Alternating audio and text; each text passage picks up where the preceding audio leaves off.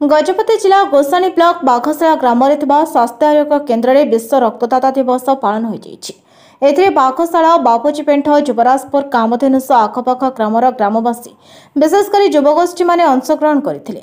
Ayush medical officer doctor Ajit Kumar Sethi, ANM Kumudini Jena, Sarita Nayak, K Usharani pharmacist, के सरस्वती प्रमुख जोगदे विश्व रक्त दिवस लक्ष्य आदि संपर्क में आलोचना करते।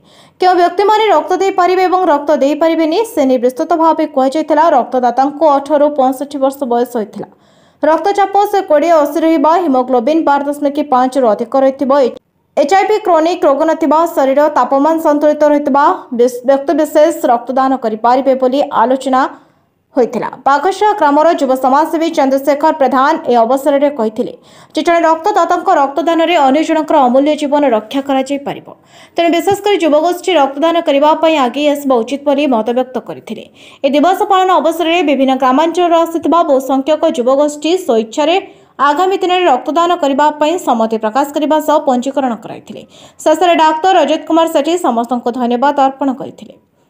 ब्लड प्रेशर नॉर्मल 180 ରୁ 120 रहिबा दरकार।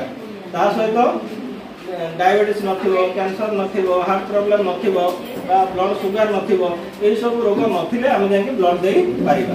ब्लड दबा कहले हम कोन करियो पड़िबो, प्रथम जेतले जे स्वेच्छा ब्लड दबा चाहिबो तो देखि ब्लड का डोनेशन करि पारि। हमरा जेटी हेडक्वार्टर में जो समय भी चाहिए आपण जे दुई जन करने पहुंचबे ताने ब्लड से कलेक्शन करेंगे, ब्लड बैंक में रखिपार।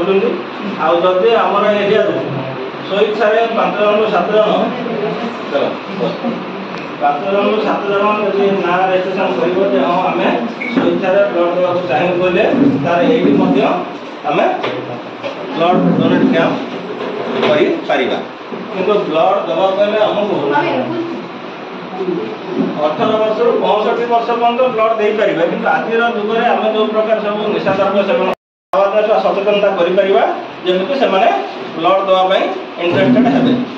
ब्लड देले कौन हम जदि आम प्रति वर्ष चाहिए ब्लड दे पारिबा।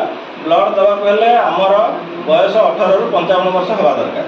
ता सहित हिमोग्लोबिन 12.5 ରୁ अधिका रहिबा दरकार। ब्लड प्रेशर नॉर्मल 80 ରୁ 120 रहिबा दरकार। ता सहित डायबिटीज नथिबो, कैंसर नथिबो, हार्ट प्रॉब्लम नथिबो, बा ब्लड शुगर नथिबो, ए सब रोग नथिले हम जाके ब्लड दे। 20 वर्ष होला प्रति वर्ष जून 14 तारिख को विश्व रक्तदाता दिवस हिसाब से पालन करा जाय। पालन करबार मूल उद्देश्य है लोक मानकु सचेतनता करबा। से विषय तार उपकारिता कोन, अपकारिता किछि नाही, तार उपकारिता जणे। आम ब्लड कौन दरकार पड़े। आम राज्य जेहेतु गोटे कृषि प्रधान देश विभिन्न प्रकार रोग आक्रांत होती। एनीमिया रक्तहीनता बहुत आम देश में अच्छी, आम राज्य।